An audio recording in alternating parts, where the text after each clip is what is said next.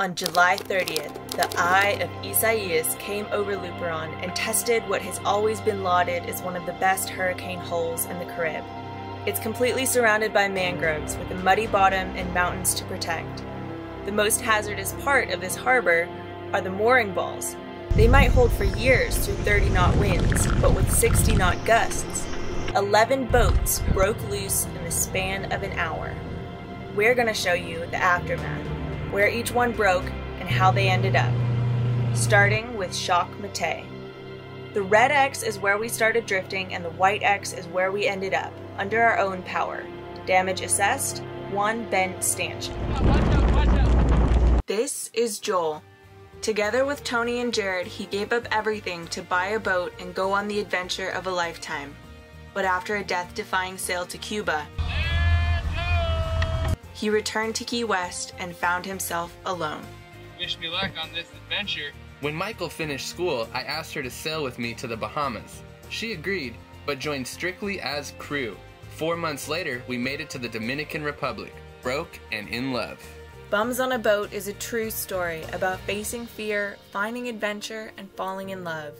Each tale is brought to you by our patrons and viewers. Subscribe and click the bell to get notified about weekly premieres, and visit our website to learn more. Thank you for watching.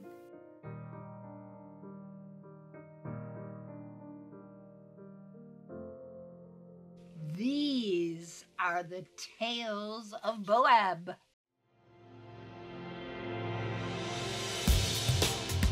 Alright, we got a call. There's a lot of boats that need securing. We're in a good position now. I think we can actually help at this point, so I'm going to run out. Got the GoPro strapped to the chest so I can be very functional, but we're going to try to show you what it's like out there. We've got a little crew of people that are ready to go, so here we go. Oh, we made it.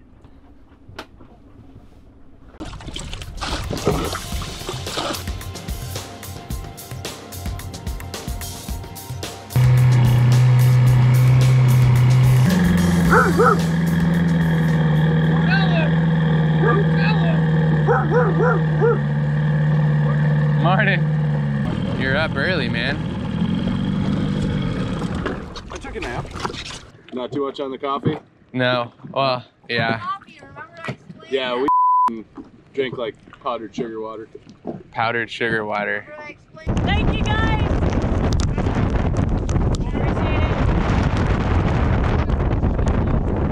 I get the shakes like real soon. It's fun, but I kind of go through phases where I overdrink coffee for a few weeks and then I wean off for about a couple weeks and then I overdo it. It's like elf and alcohol, I was just gonna say. Shakes, I'm gonna stop for a week. And I think, what the f do I stop for?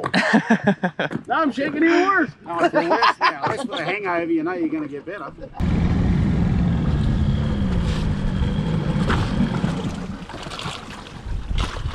So Allison is the one that can reach him, right? Yeah. Okay. Destiny, Bully Dio. Mafosa's mooring slipped 100 yards, then caught on something inches from another boat. Handy Andy and the cruisers teamed up and secured her to a new mooring the next day.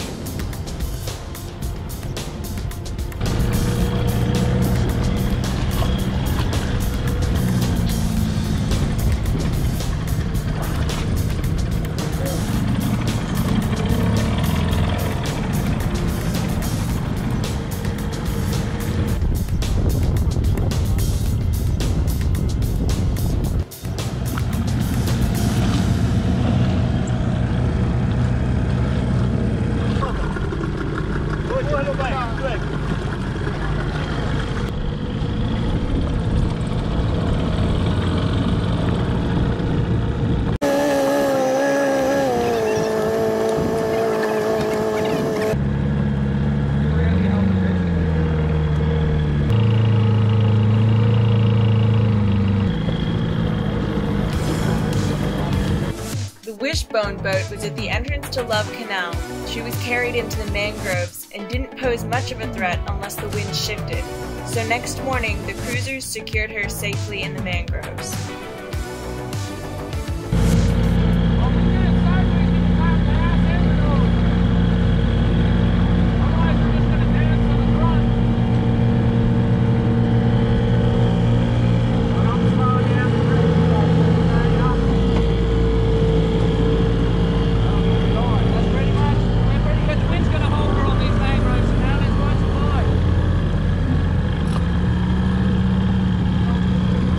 You want me to, you got it, Alf, you said? All right. All you, buddy.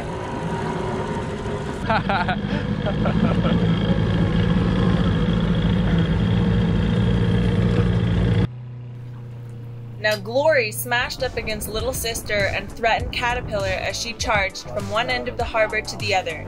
The storm surge left her high and dry on a mud bank, along with southern breeze and an unmarked vessel. These boats would need a high tide. They're in about a foot of water right now. Jerry's boat also dragged, but soon found a shoal and got stuck without putting any other boats in danger.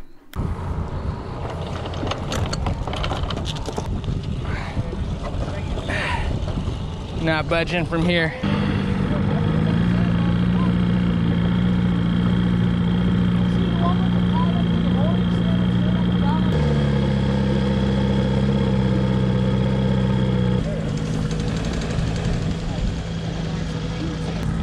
Hey there, Titty.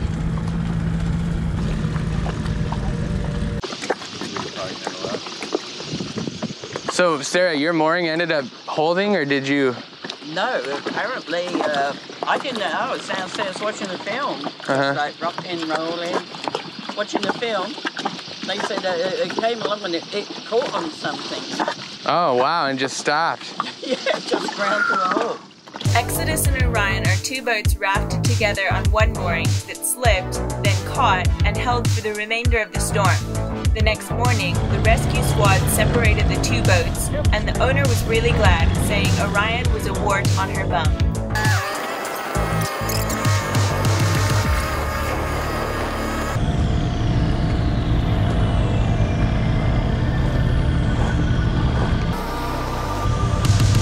I'm gonna go get the mooring line. I think you guys got it.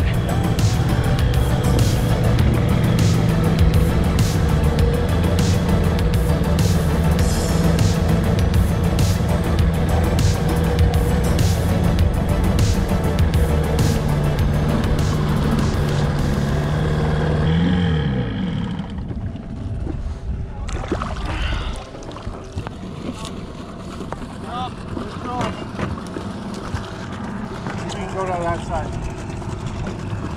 Okay.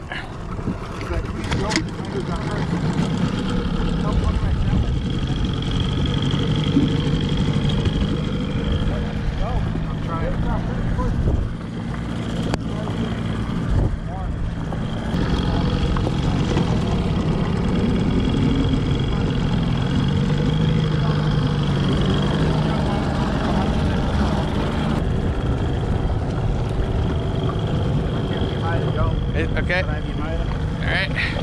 You're in neutral, right? Yeah, I'm in neutral. You'll be good at this side. In neutral. Perfect, Lance. Well done. Another way also drifted, but was really close to the dock and able to get secured during the storm. Richard's boat is a 35-ton vessel with a full 8-foot keel. He was one of the first to go sliding through the anchorage and bumped into a couple other boats before the sailing vessel Christina mired deep into a shoal.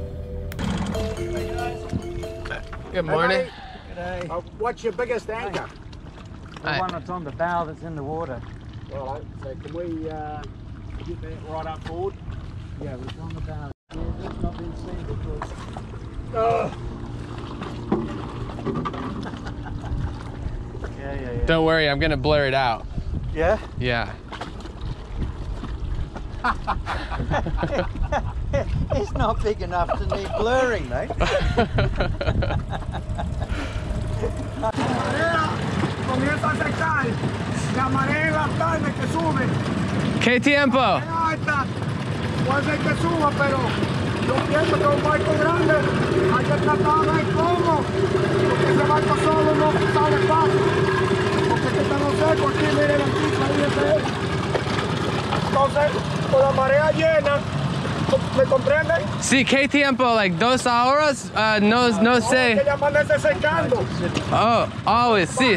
Ahora. Sí. La tarde sí hay que estar llena. Sí. Gracias. We need to wait for the high tide. We're still going to get it back.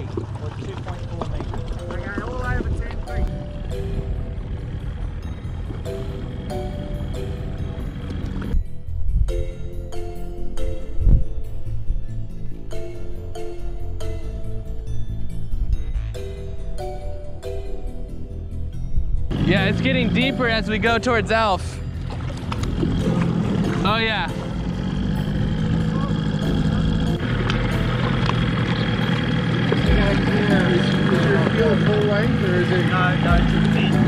Oh yeah, okay, it's really shallow here.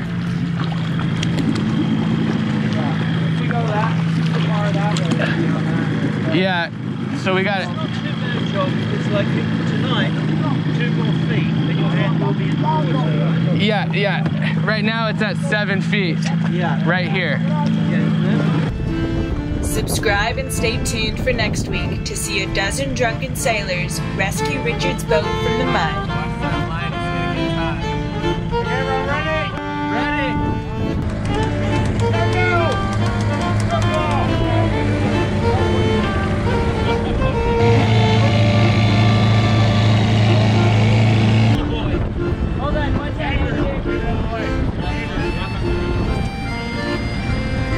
This is, I think this is organized chaos. We might be able to prove that a little better.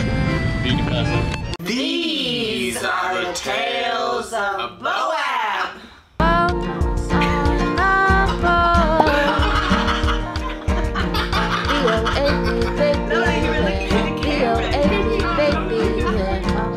Over here.